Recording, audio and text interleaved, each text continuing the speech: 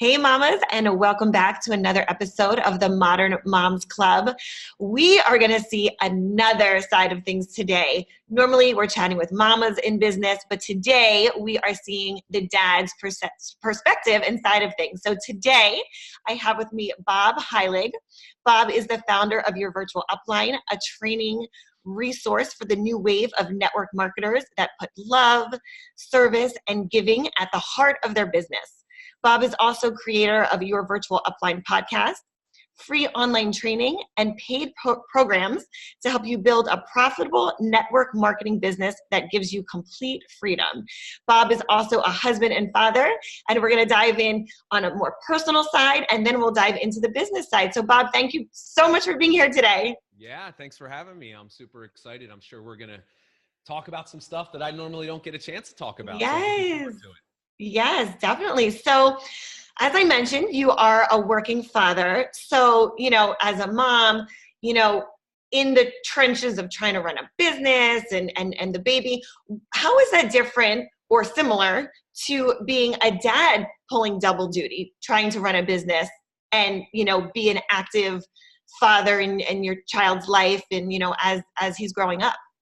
Yeah, well, I don't, I'm sure my wife Shannon will be happy to hear this. I don't in any way compare my job to hers because, it is what it is. The moms out there will get it. But, I think it's something that, you hear people talk about all the time, the struggles and the challenges of balancing family life and work life.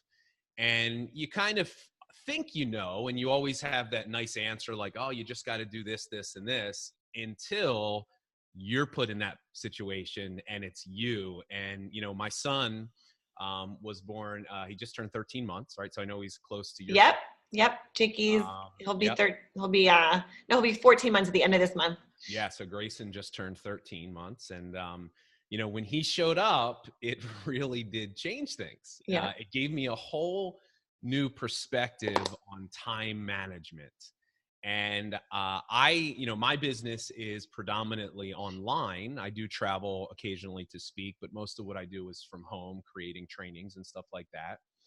And so I felt like I would be okay because I didn't have the challenges maybe of a normal working father where I have to leave to go to the office. But what I found was that actually made it more difficult for me to be working from home and to be there all the time. It was really hard for me to mentally be okay with being in our house working when I knew that my wife was, struggling with the early challenges of being a mom. And now I'm really grateful for the fact that I've built a career and a business that allows me to show up when I want to show up to a certain extent.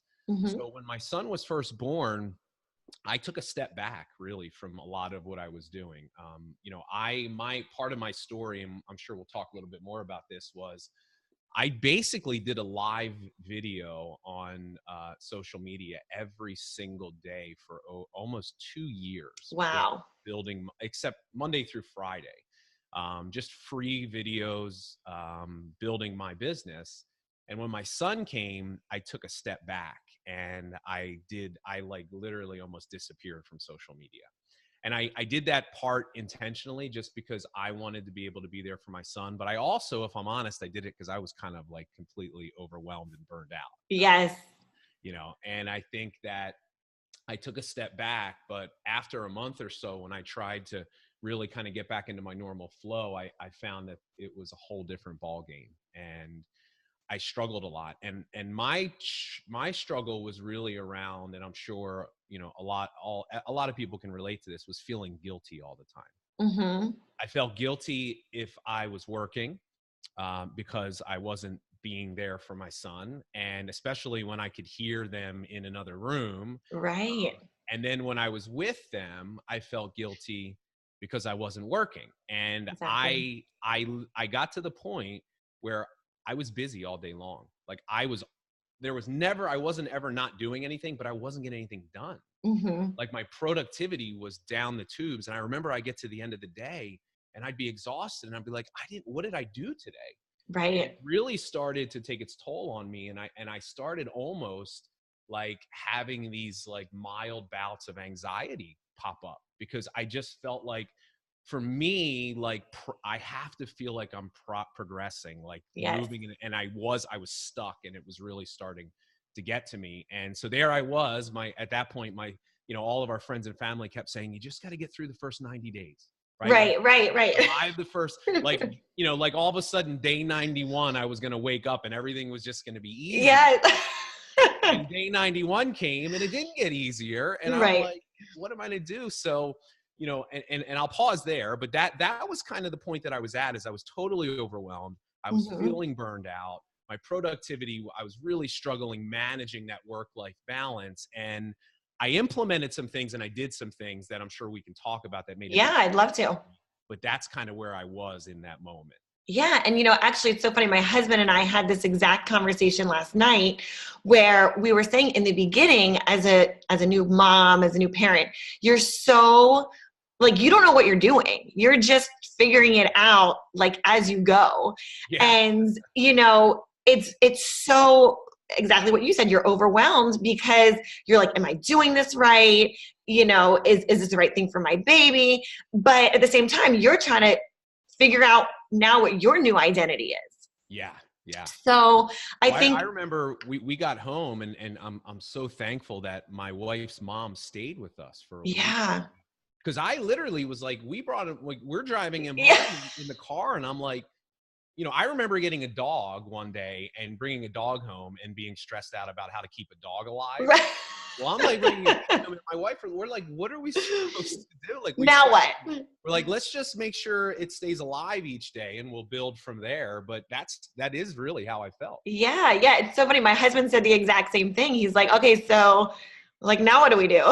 Yeah, I know we have to feed it. I know it has to sleep at some point. Right. Yeah. And, as new parents, we're all just kind of figuring it out. And I think that's why it's so scary, because you're like, I've never done this before. And so like, what am I supposed to do? Like, we know how we were raised, but there's no manual. There's no manual that you get that they send you home with from the hospital.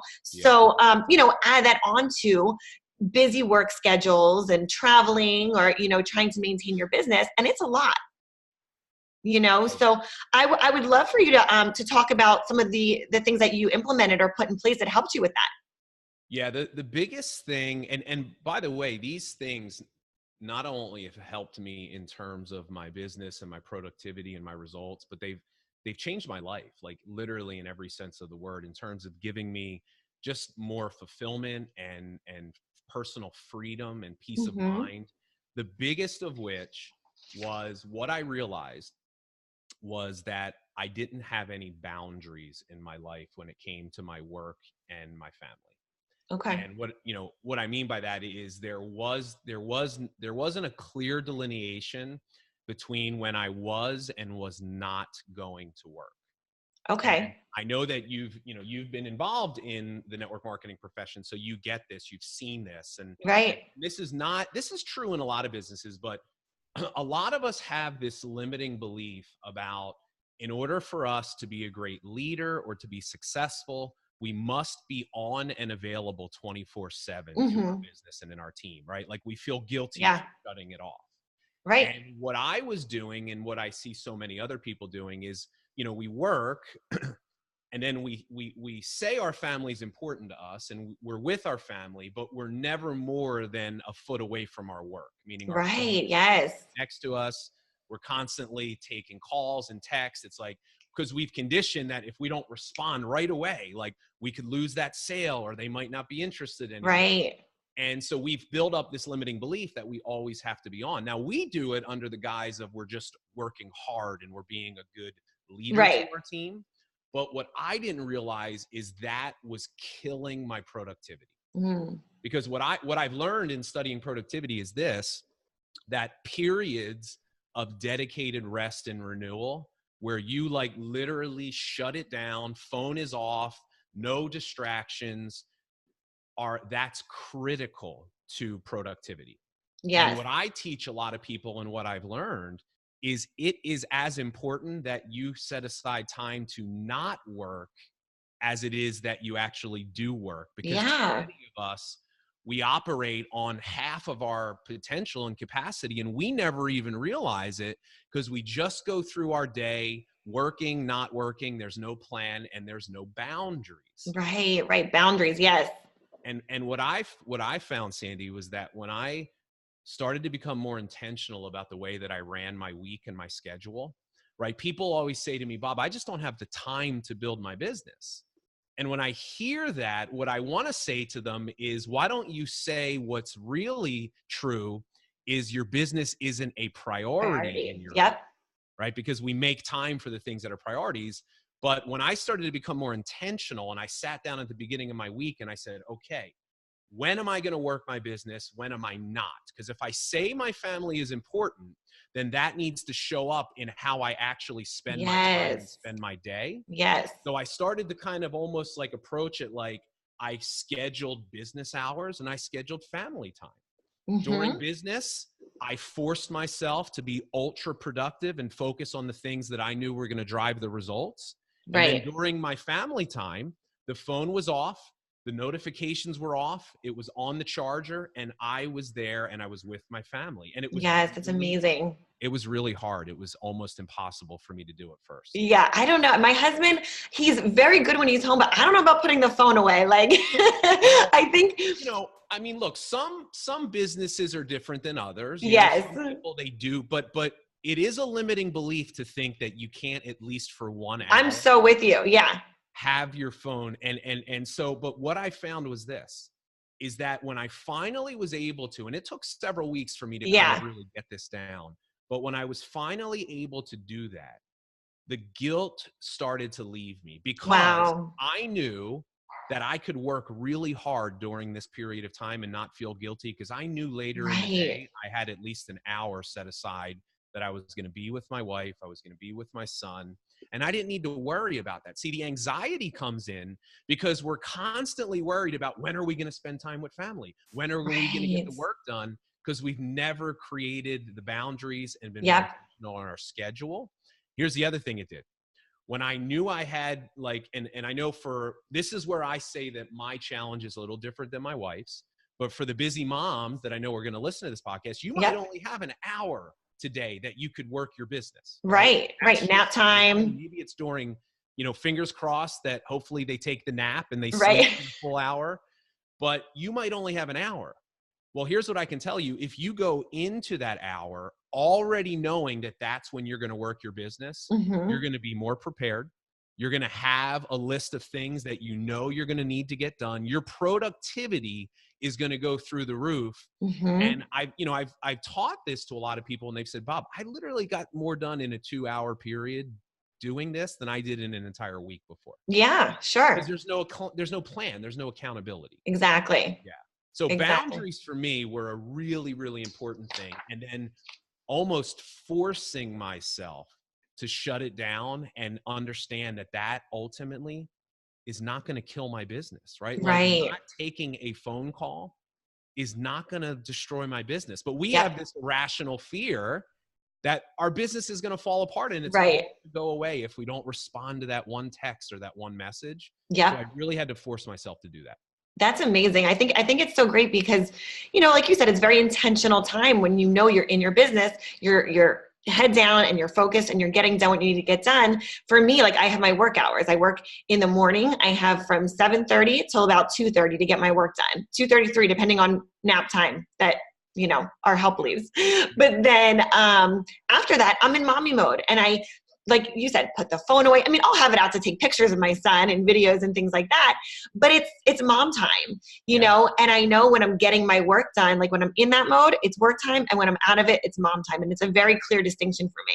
Totally. Yep. So I want to dive in a little bit because you answered my question about the work-life flow. And I think that's amazing. Those tips that you gave, and it's true. I think we do need to set those boundaries for ourselves, because if we don't, whatever it is will take over, whether it's not getting work done and only being in family time or vice versa. Like we need to set that intentional time for ourselves. Yes. Yeah. So I'd love for you to talk a little bit about what is your virtual upline and how do you help entrepreneurs? I think like you were saying, a lot of your network and my network is moms that are busy with their kids, maybe one or four or five, depending on what stage of life they're at. But is this a business that you think would be good for a mom or a dad to get into, being a busy mom or dad? Yeah. Yeah. So, my background is, my corporate background was in medical sales, but I actually spent 6 years in the network marketing profession. Mm-hmm. And that was kind of my full-time gig. That was my first introduction to entrepreneurship. Uh-huh. And the profession completely changed my life. It transformed me as a person. It allowed me to have the financial freedom that I never thought possible for myself. Right. And about 3 years ago, I actually started a training company, a generic company. I no longer have an affiliation with a specific company as a rep. I kind of started my own training company to serve the profession as a whole, because Mm-hmm. I truly believe that the business is the perfect business model for people, Yeah. especially a busy mom. You can start a business for a very low investment. You get a chance to work from home. You set your own hours. You can plug into a system that's already there where you Right. don't have to be great. You just have to be able to work hard and be coachable. So I really wanted to move into teaching and training people in the industry because I really saw the need for some reform and for some change. Mm-hmm. And specifically, here's what I noticed was that a lot of the people that are in that profession are approaching social media the wrong way. Mm-hmm. And they're Yeah. using strategies that may have worked 5-6 years ago, but they don't work anymore today. They're way too salesy and pushy and overly promotional, and they spam people's Facebook Right. feeds and profiles. And, this is becoming a big part of the reason why people don't like this profession. Mm-hmm. And, Right. I have this belief that people don't really hate direct sales and network marketing because most of them really don't even understand how the business works. Right. What they hate is network marketers. Yes. They hate people that they know that have never taken the time to really develop the skills to be successful and treat it like a business. And this is Exactly. the same profession that has changed my life. And I really wanted to be able to share the things that I've learned in my journey to help others do the same. Yeah. And we started with social media, and it's migrated to leadership training, and it's become a lot more than that. And Your Virtual Upline is really kind of what people call me, because my attitude was that if I can just show up every day and I can create free content that helps people become better in their lives and in their businesses, that I could become that go-to source for their training and support. And that's kind of what people called me, Your Virtual Upline. And it started out as just something that I did, not knowing where it was going to go. And it's turned into this kind of business in the last 3 years. And, so it's Yeah. been really amazing. I love that, this came from a place of serving your audience. You were just showing up authentically and, serving the people that are coming into your community. And so for your business and what you do, how would you say, like, you were saying there's right ways and there's wrong ways to go about, I guess, approaching, the network marketing business. Yep. What are some of the ways that you would recommend, maybe someone new starting, in network marketing? What would be something that you're like, this is the route you want to go versus what you've seen? Yeah. So the number one thing that I teach people today, and I created this philosophy that I call legacy leadership. And I started a program just over a year ago. It's a membership program called the Legacy Leadership Academy. And the goal of this program is to really, in my mind, teach people a totally different way of building a network marketing business, because that's what legacy leadership is. And here if I could summarize it in one sentence, here's what this philosophy is all about. And by the way, this is probably my biggest aha moment I've ever had about business and success. And it's this, and by the way, this applies to much more than just network marketing. Sure. The income that you earn in your business is a byproduct of the impact that you make in the lives of other people. I love that. Can you say that one more time?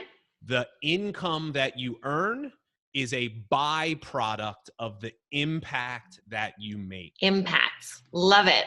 When I was first brought into this profession, I was taught something that I now call the success mindset, which is what is been taught for a long time. And the success mindset says that if you focus on what you can get, if you set success goals like income and cars and rank advancements and quitting your job and just about what you can get, Sure.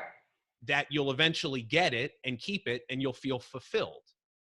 Well, that's not true in my experience, because if you're only focused on what you can get from your business, there's a couple of big problems with that.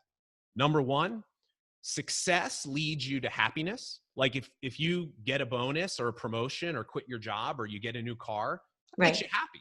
Sure. But it doesn't last forever. Exactly. Like, you're not waking up today excited to go build your business because of a check that you got 6 months ago. Right.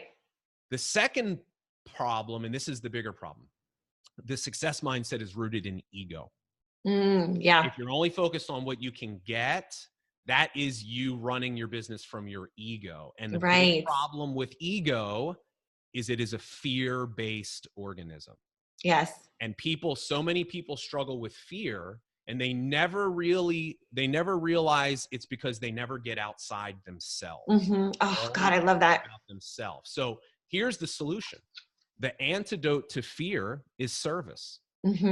If you genuinely learn how to focus on others, and here's the hard part, ask first what you can give before you ask what you can get. Now, this is not easy because a lot of people start businesses in this profession because they need more money.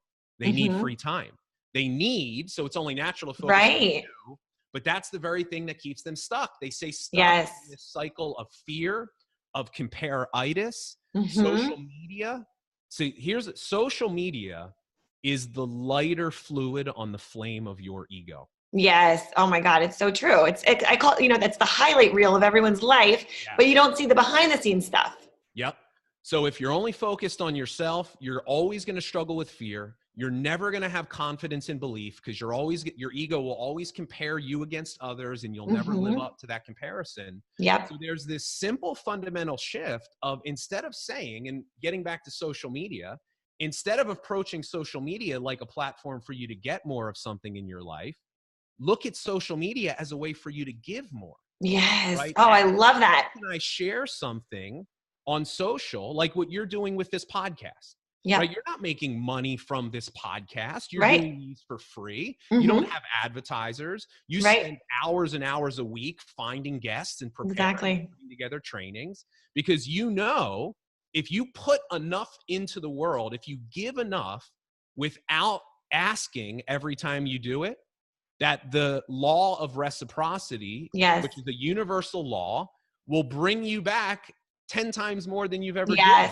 And I believe that, like, wholeheartedly. I believe that. Totally. This is what legacy leadership is based on. And if I could give someone a word of advice, focus on what you can give. When you go to social media, don't have every post be a carefully scripted attempt at you getting a new customer or a newer recruit. Ask yourself this question. What is something that you could share today that could genuinely impact the life of someone else? Right? Start doing live videos, even though it makes you feel crazy uncomfortable. Start sharing the things that you're learning. I teach people how to do something called learning out loud. Learning out loud. Okay. And here's the easiest place to start.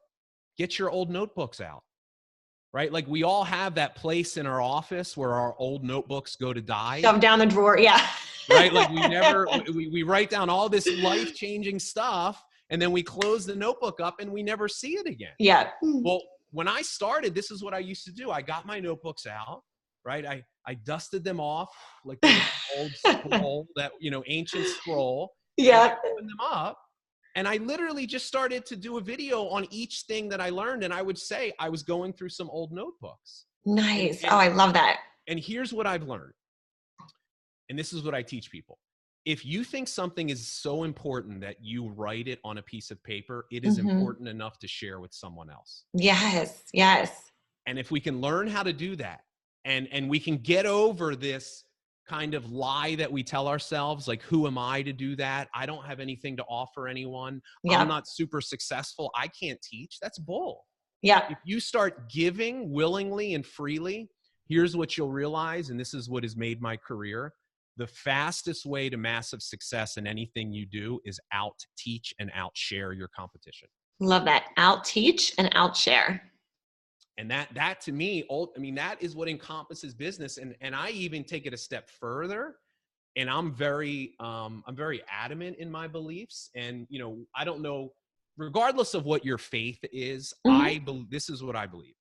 I believe that your business is really an assignment from God. Oh, that's amazing. And it is an assignment to help you face your fears and grow as a person. And in the process of doing that, discover the true purpose for your life. Yep.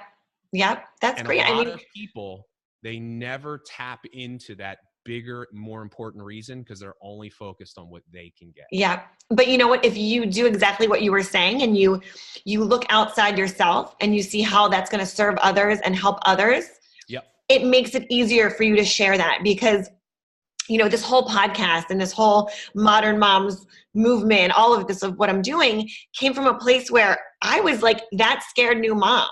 I had no idea what I was doing. You know, as a mom, it's a little bit different for the dad because we're going through the hormones and, you know, our bodies are changing and things like that. So for me, it was like, if I'm going through this and experiencing this, other women are going through this too. And I want to share my journey in the hopes that I can help another mom out there, you know, and exactly what you're doing and what you're saying in getting past your own fears and that ego. And by serving people, that will like show you, you know, what you're meant to do in serving other people. Totally. I'll even take it a step further. And anybody that's listening to this right now that struggles with fear, I'm going to totally pull your card right now. You've probably, and I'm going to do it in a loving and empathetic and compassionate way, but you've probably never looked at fear this way. But if somebody that's listening to this, if you believe everything that Sandi and I are talking about, that you're here to be of service and make an impact, and that, you know, to really make a difference, and you're letting fear control you, what you really are being is incredibly selfish. Mm-hmm. Yeah. You are living a selfish existence. You are letting your fears of what other people are going to think of you, of their opinions, rob the world of the gift that you have to give. Totally. And if we can step outside ourselves and remind ourselves, and let's take it back to social media, you don't need 10,000 views to make a difference in the life of one other person. Yep. And we lose sight of that. We lose sight of the reason why we're there to show up. And if we can just embody this and remind ourselves of this, it has such a difference. And ultimately what it leads you to is fulfillment. Yeah. Yeah. Because the moment you start showing up for someone else, the moment you get connected to people through service, you start feeling more fulfilled, which gives you that fuel to do what you do. Absolutely. You know, even just myself in doing this, you know, I'll just like yourself, you know, I'll connect with other people who I've never met before outside of, you know, the social media, you know, technology world. And you find these people that you're so connected to. And if I wasn't doing what I'm doing, you know, I wouldn't have been connected to them. So I think that it's so amazing that we do have these platforms, but we're also, you know, being able to share our journey and our story, and in putting that out there, that's where that connection's made. Totally. 100%. Yeah. I love it. So, you know, diving back a little bit into, you know, the dad life and work life, what are some maybe kind of tips that you can share with the moms from a dad's perspective that maybe that their husband hasn't shared with them? You know, we have the dad right here to give us kind of like the background 411. So, you know, you're working dad, and like you said, you've struggled with that balance and feeling overwhelmed. What are some things that maybe you can share with the moms, you know, the wives, partners that have a busy partner, husband, and they're not seeing the other side? Yeah. Well, I guess I can say it like this, that for us guys, you know, I think I always go back to the love languages book. Right? Yes. You know, like different people have different ways of expressing love. And I feel like a lot of times for a guy, it's when men and women don't understand that we do have different love languages in our mind. By us working hard, like our wife should just understand that we're working Providing. hard because we want to provide for the family. Yes. Like we just, and it's like, but at the same time, we don't realize that we're not doing some of the things we're talking about. Like something as simple as like just shutting your phone off for 30 minutes Right. and letting, you know, I remember I used to tell my wife, like, I'm going to put my phone on the charger for the next hour because I really want to be better about being there with you. Right. Like, all of that made a big difference. Yeah, huge. But at the same time, I think a lot of times the moms and the wives, they start becoming resentful and they never actually confront the husband in a way that is in a positive relational tone, not where they're like attacking, nagging, or but they're saying, you know, they're just saying, look, here's how I feel. And, you know, and I just want to let you know. And right. Open communication. You need to be able to communicate in a way where there's a mutual respect and admiration. Because I think that the one thing that my wife and I are really good about is there are definitely times where I want to respond in a certain way to things he does and says. And I know she feels the same way, but I also know that there's no one battle that's more important than the overall war. Right? Yes. You know, I really, really have learned to bite my tongue and because I respect my wife. Right? Yeah. And I think that as a dad, you know, she's a stay-at-home mom. And I know that she struggles with the meaning and purpose of her life at times and feeling like she's contributing and she's important. So I try to go out of my way to let her know that she is. Right. But then I also think on the other side, I think that from the woman's perspective, that they have to realize that the man is doing this because they love and provide. And it's not just knocking them down, but it's acknowledging that. Yeah. Yeah. But then at the same time, being able to communicate, but here's how I'm feeling. Right. I'm feeling neglected. And I think that, you know, it all comes back to me to communication and respect. Definitely. Yeah. You know, I think as a mom who's, you know, in the everyday diapers and, you know, bottles and feedings and all of that comes along with that, especially within the first year, because as a mom, not only a new mom, but a mom in that first year, I think you're going through so much emotionally, physically, mentally. There's so much going on that the easiest person to take things out on is the person that we're closest to. Yeah. And, you know, if it's a rough day with the baby and things are going on, the first person that's going to hear that is the partner, you know? So I think, knowing, like, from the dad's perspective, like, listen, open communication, like, it needs to just be those times when you sit down and you're talking, and then having the mom feel validated in her feelings, whatever she's going through. Yeah.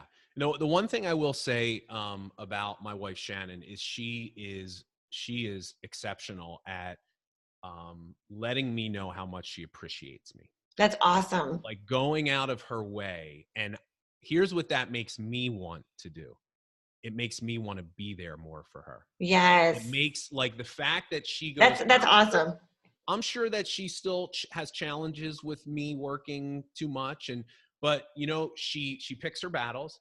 She goes out of her way to let me know how much she appreciates the hard work that I do. And that makes me want to change the diapers more often. Yes. I love that. That makes me, look, I ain't afraid to get my hands dirty. There we go. I love it. You know, I've been there. I change diapers every day. Nice. I give baths, you know, a couple of times. That's awesome. But I want to do that. Yes. Because I feel appreciated. And I think sometimes we don't give enough of that. And I probably don't give her enough of that if I'm honest with myself. But I think it needs to almost be like we go so far above and beyond to acknowledge and appreciate each other, because that will actually foster more of what we want. Definitely. Yeah. Definitely. That's so amazing. I think that's such a great tip, you know, for all the moms and dads listening, because it's almost like, you know, we know what our needs are, but one, it's hard to express it. And two, we can't expect our partner to be a mind reader.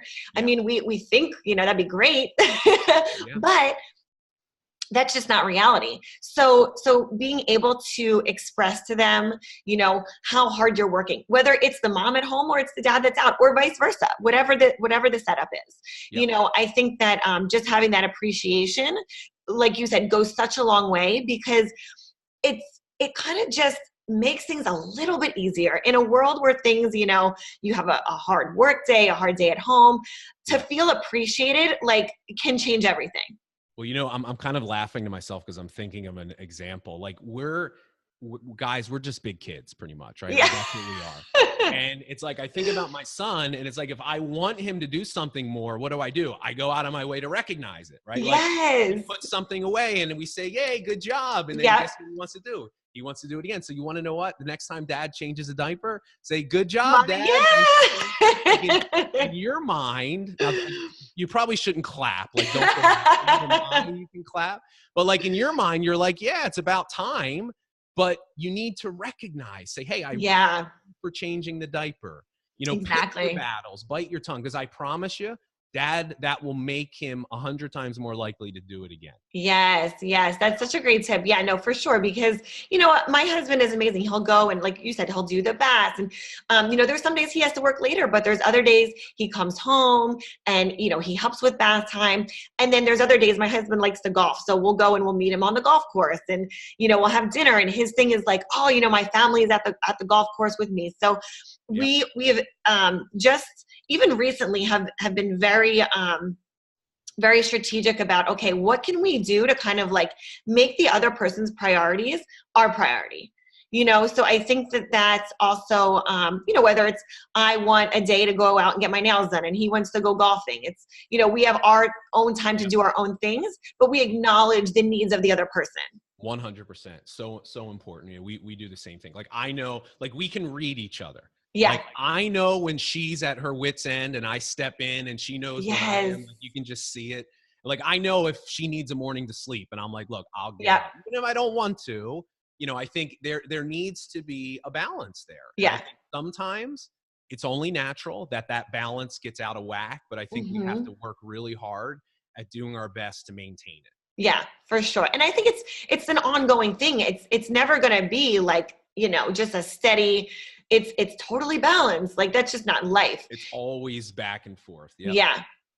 Yeah. So, you know, just checking in and having the communication and being able to, you know, give that appreciation to your partner. I think that's an amazing tip because you know, we do forget it. You know, it's something that it's huge when we do it, but it's easy to forget in the shuffle, you know, busy everyday life. Yeah. So I'd love to chat with you a little bit about any upcoming projects or events that you have going on. Yeah, sure. So my number one thing that I do is this membership program that I have called the Legacy Leadership Academy. And I'm sure you'll share links if anybody's interested. But this is it's a monthly membership program that is specifically geared towards people that are in the network marketing direct sales profession. So like the perfect person for our program is someone that knows they need to do better on social media, right? They want a source for the most up-to-date kind of strategies that are working today.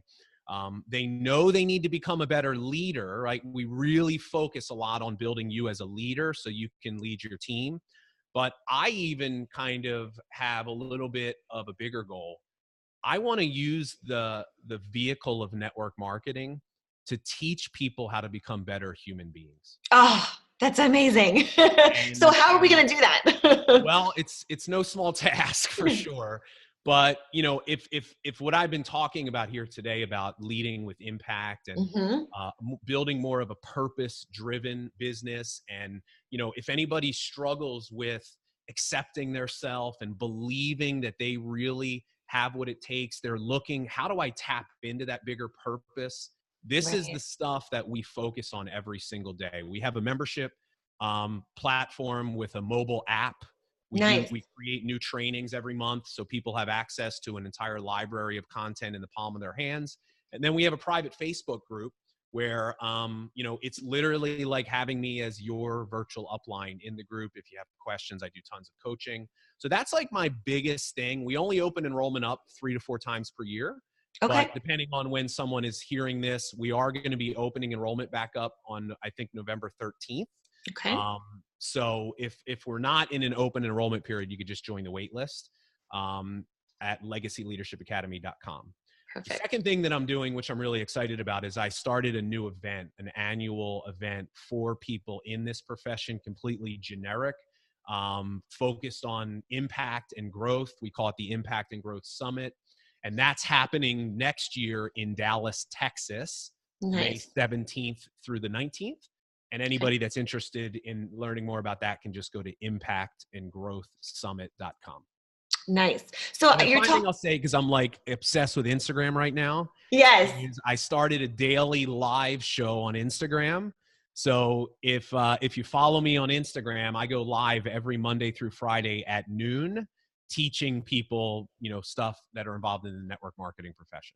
That's amazing. You have so much going on. It's incredible, that how much that you're giving back and you're serving, your community and everyone that's in this, not only in the business of network marketing, but I love how you're like, I want to make better human beings. Like, I want to serve and give back in a way that's like massive. Yeah. And I love that. So, Yeah. and your academy is called Legacy Leadership. And this is this is your conference as well? No, the conference is called the Impact and Growth Okay. Summit. Okay. But we do, like, the principles and the things that we teach are congruent between the both. The difference with the conference is I invite in a lot of friends of mine, guest speakers, to teach, and we talk about different things. And the conference is really, that's the experience. That's kind of the transformative experience of really taking your life and your business to the next level. But the membership is obviously something we do virtually on a day-by-day basis. So. Okay, awesome. So the name Legacy Leadership, legacy, I mean, that is what you're passing on. That's what you do now to pass on to your son, to your children. What does legacy mean to you? So legacy to me is, it's a culmination of a couple of things. Number one, it's the person that you were when you were alive. See, I really, in my mind, I would much rather be remembered by the person that I was than the things that I accomplished. Mm-hmm. And so your legacy is who you were when you're alive. It's all of the lives that you touched, right? Yes. It's at the end of your life. It's looking back and knowing that your life made a difference. It's what impact are you making? What are you doing to make the world a better place? And I think the word legacy has a new kind of definition for me, because what I try to teach people today is understanding that your content, like what you do on social media, Mm-hmm. that's part of your legacy, good or bad.